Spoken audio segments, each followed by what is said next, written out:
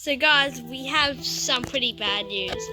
So we use this thing with a motor, it costs around 600 Australian dollars. And it basically lets us bring down this table.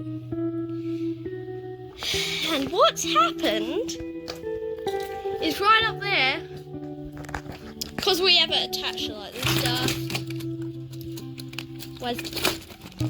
And then we have it attached to this, which is attached to the rope. And then the rope inside like broke and then the outside fell apart. So we have a slight issue. Oh no.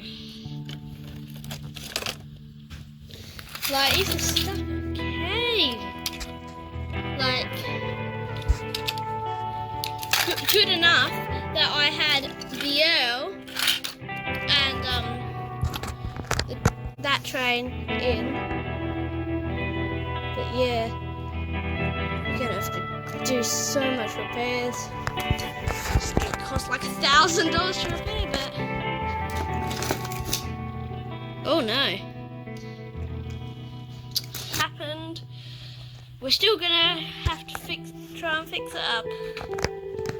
Then we're going to make it so the trains don't go on the layout, so this never breaks them. I think Trevor's okay. Stay tuned for later videos on fixing this.